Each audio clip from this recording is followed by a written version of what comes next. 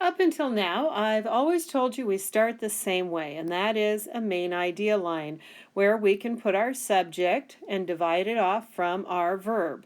However, in this unit, we're going to do something a little bit different, and that's because we are going into coordination. And that means we're going to have sentences where we don't have, in this case, one subject, we have two of them. And these two subjects are doing one verb together. So instead of having one subject, one verb, instead we are looking at, let me switch back, two subjects. And those two subjects and one verb have to work together. And here's how we're going to do that. We're going to create a V shape connecting the two subjects to the one verb. And, ooh, what happened to my computer? There we go. So we've got a V shape. On the top, we're going to put our first subject, Pallas Athena, the whole thing is her name. On the second line, we're going to put our second subject, Odysseus. Sometimes my computer does not like that pen. And then we're going to put our verb, same place we put our verb before. But we got to make sure that we are careful about a couple of things here. Stupid computer. There we go. First of all, we still need to have a line dividing this subject part from the verb part. And that line has got to go all the way through.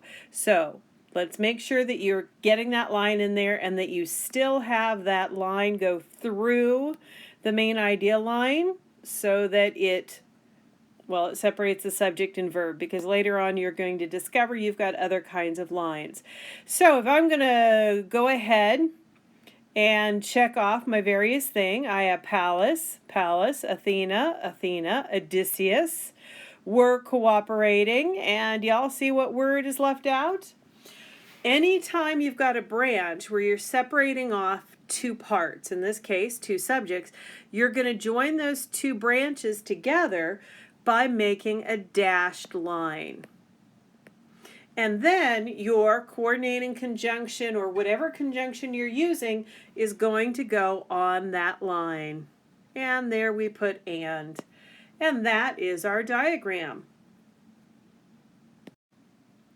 Okay, I moved our first diagram down into the corner to kind of remind you what it looks like when you have two different subjects and one verb. So subject, and verb. Wow. Now, we have a slightly different situation here. We have one subject, but that one subject she's doing two different things. We have agreed and we have danced. So I'm going to do the exact opposite of what I did before. So since I have one subject, I've got one line. Since I have two verbs, I have two lines, but then I'm going to join them together with a V that goes the opposite way. And this is how we're going to join our subject to our verb. Again, you have to make sure you have the line that divides subject from verb. On this side, I'm going to put Pallas Athena.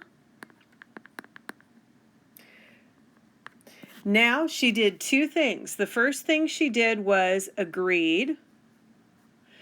The other thing she did was danced. Merrily is an adverb. It's describing. It's not part of the verb itself, so it does not go on the main idea line. This is still a main idea line. So all of this is your main idea, and you don't want any danglies or descriptors on your main idea. You just want, well, the main idea. So Pallas Athena agreed, danced.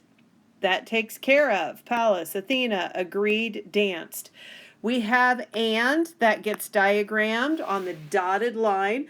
And just like down here, the dotted line was used to pull the two sides of the fork together. We do the same thing here. We pull the two sides of the fork together.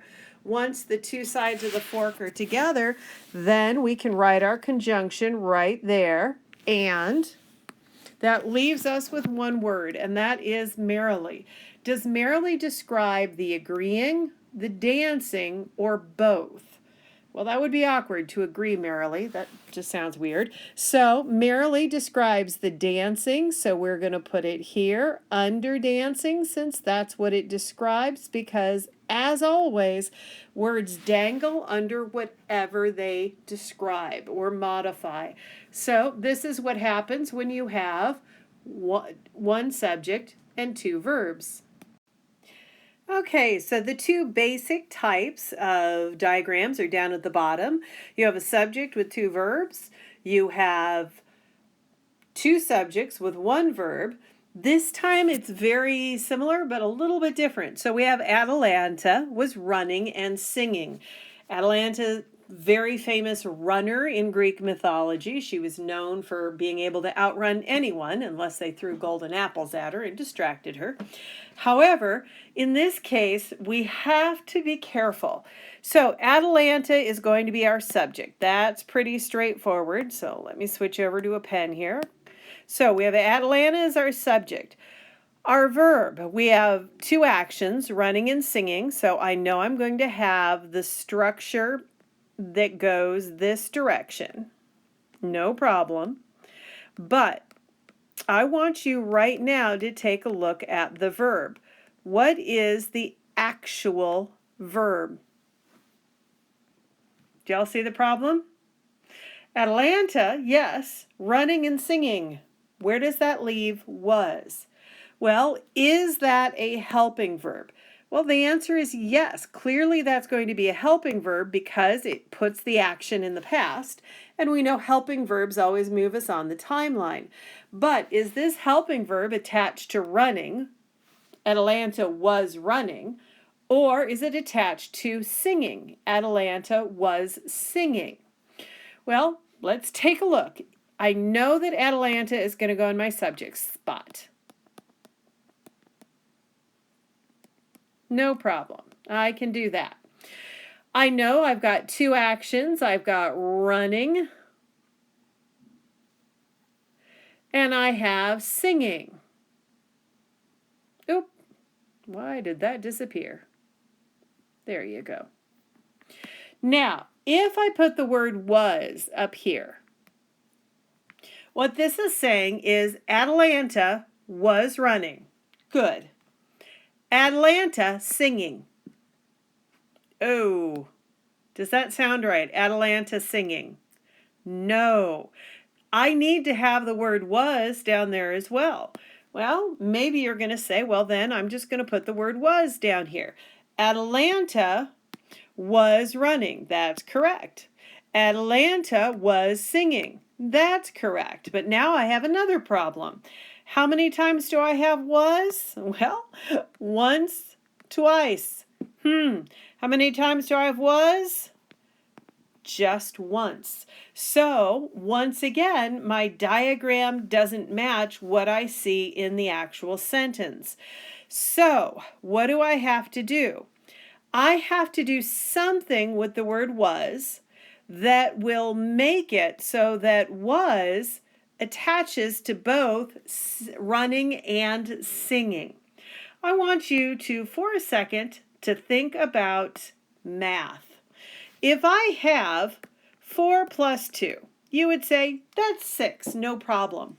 Well, what if I wanted to multiply it by 3, but I didn't want to multiply just this by 3, I didn't want to multiply this by 3, I wanted to multiply both of them by 3.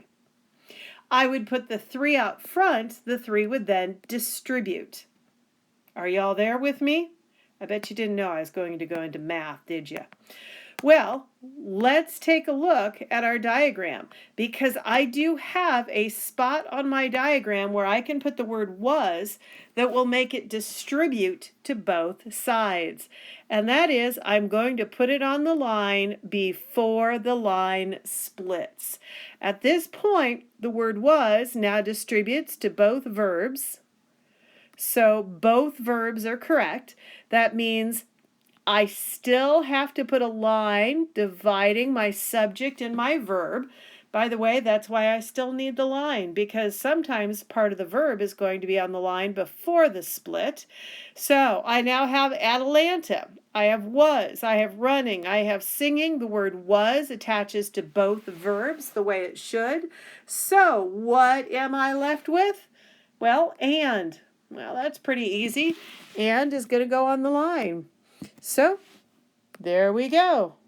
There is our diagram if I have a word that has to distribute. You ready for another one? Let's give it a try. Okay, here we have another sentence, very similar. Again, I have one subject and two verbs, so that tells me that I'm going to have one subject, two verbs, no problem. However, if you notice, I've got a few more things added. So let's take a look. Subject, Atalanta.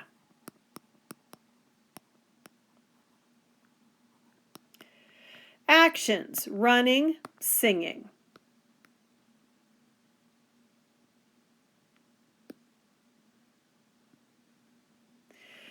Now, we already talked about was. Does was need to distribute out to both? Yes. So was is going to go on the line before it divides. I divide out my subject and my verb. Another one that's easy to get is and. And that leaves us with two modifiers, cheerfully and loudly. Now, the word cheerfully, what is that describing? Well, let's come back to that for a sec. Loudly, what is loudly describing? Well, is loudly describing singing or is it describing both of your actions? Clearly, it's just describing singing because it's really hard to run loudly. I mean, I suppose you could if you tried, but awkward. Now, cheerfully. This is why this sentence is awkward and why, quite frankly, I would hope you wouldn't write it.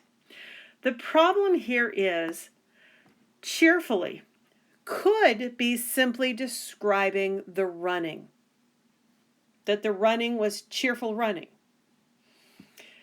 Cheerfully could be distributed to both.